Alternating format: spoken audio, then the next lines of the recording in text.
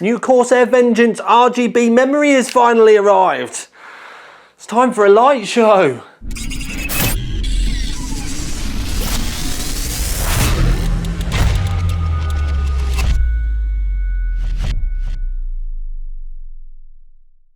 So we can have a good up close look at the memory before we move on to lighting it up. One of the things I will say is they on the website at the moment, they're only available in 8GB sticks, and I'm seeing 2666, 3000, 3200 and 3600, but I have been told by Corsair that they will have up to 4000 available quite quickly, and 16GB kits as well. Range of prices, they come in white and black as well.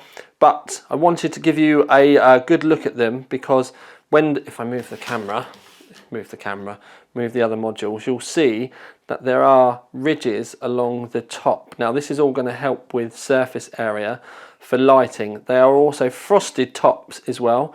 You can see these little cutouts down the side. That is just printed though, don't go thinking that's some minute kind of, there we go. So we can see the ridges down the side. Now it's quite difficult because you do have to catch them with the light, and then the camera has an absolute nutzoid about it. And there we go. But you can see what I'm trying to say. There we go. We got the moment where we can actually show the light. So I obviously asked for the white ones because I do like white kit, and it will help me in future projects and stuff, that when these get to hang around I'll be able to grab them out. I've also chosen a white motherboard to show these off for you today. But obviously it's all about the RGB. There's no wires to connect this time. There is new software, it's the iCUE software. So, okay, so a quick look at the iCUE software itself. It's much better than the old janky kind of version where you had two different ones for all the stuff. You can do it all in one place now, which is really, really good. Now, first things first, you can go to instant lighting up at the top and select a single color. It's a really quick way to just click it if you want, for argument's sake, red or green in your system, and it will just change all the colors to that and they will stay static. Don't get confused with the little X just over here though. If you hit the X, that's not the way to turn the lights off completely. That's just to go back to whatever it was doing before. So it's kind of, you can make them go one color, and if you hit the little box with the X in it, that will just put it back to whatever it was doing before you did that. If you do go into the Vengeance RGB section and you did want to turn them off, literally all you do is do that, and then they will all go off, and that's how you can disable them. Because I know there are going to be people out there that aren't going to like these, but may like the overall design of them. So some options with the lighting. What we do is we have the predefined sections down here, and with a lot of them you can actually go in and then change the colours yourself. So the random colours, it will just pick them, but you can go in there for argument's sake and then set up manual modes as well. I will show you some of these options as we go through and actually have a look at them. But you've got quite a few there. So you've got rainbow wave, spiral rainbow, blah, blah, blah. You can see them all coming down here. And then you can set up your own custom ones as well. And you can also set up some that you can link between all of your Corsair RGB products if you want. But obviously we're here now to have a look at the actual lighting effects of the sticks themselves. So first things first, static red. Now on the screen on my camera, this is coming across as a little orangey, probably white balance, but it is actually, considering that, as I've shown you, that the modules have a frosted white top, it's actually a decently deep red, something I was quite impressed by. Then we have orange, you can see the way that they change as well. Then we can turn it down to yellow, green. This is the first green. The darker green does just look like they've turned the lights down a little bit. There's then another green, which, if I'm honest, this comes out like a kind of teal colour. Light blue, dark blue, pink, white, and then it does show black, which is off. Yeah, so that bit that I said to you about before, about not using the X for off, yeah, you just click black. Okay, so Tom's an idiot, but I'm going to leave that in because I'm only human and I hadn't clicked black before.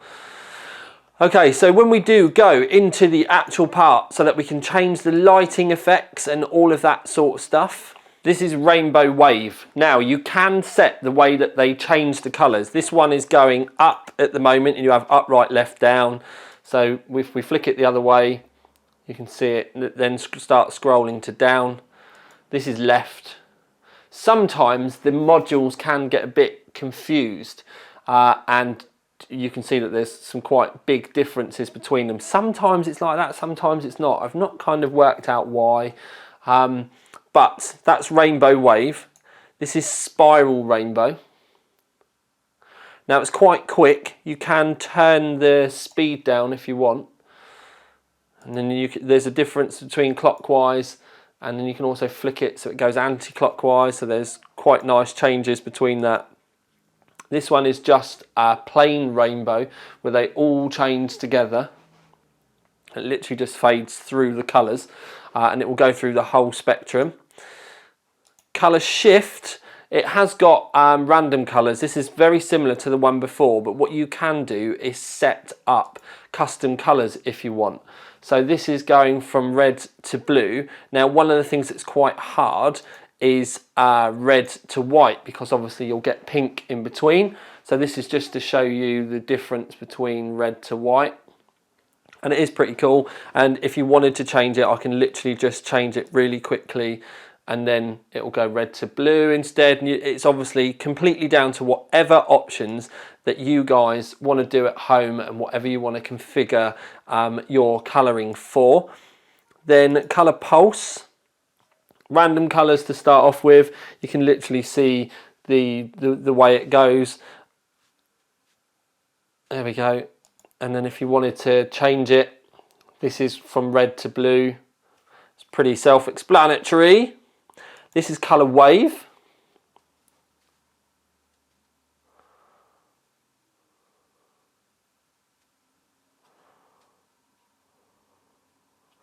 And then if you wanted to set the standard alternating colours is red to blue. And then you have to manually go in and change it yourself. So if we wanted to change it, for example, we'll make it a really weird colour. So red to green. There we go. This is called rain. This is pretty cool, I personally think. Now obviously don't forget, like I said, you can customize these to whatever colors that you want. This is also set the direction to down at the moment, but you can flick a switch and set them to go the other way if you wanted as well. This one is called Visor. It's a bit nuts. It's very kind of, I'd say it's kind of a show sort of spec thing. Again, you can set these to manual colors should you want. I'm going to do a manual color with it now. So this is white and light blue. It's very blingy, very blingy. This one is called Sequential.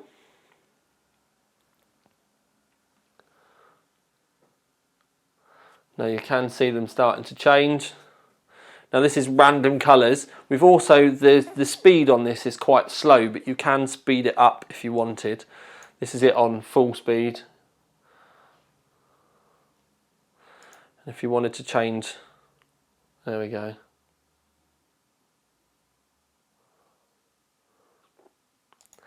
And then last but not least, this one is called Marquee. This is a single colour.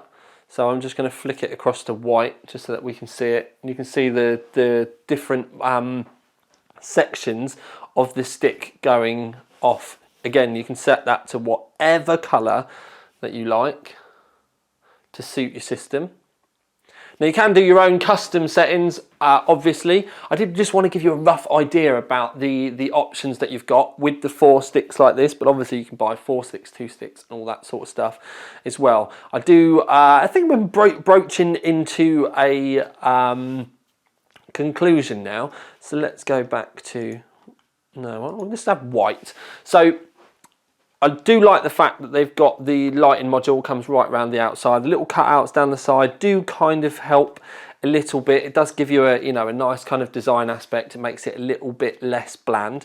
I like the fact that we do have a lot more modules on this, and I'm comparing this to the old RGB.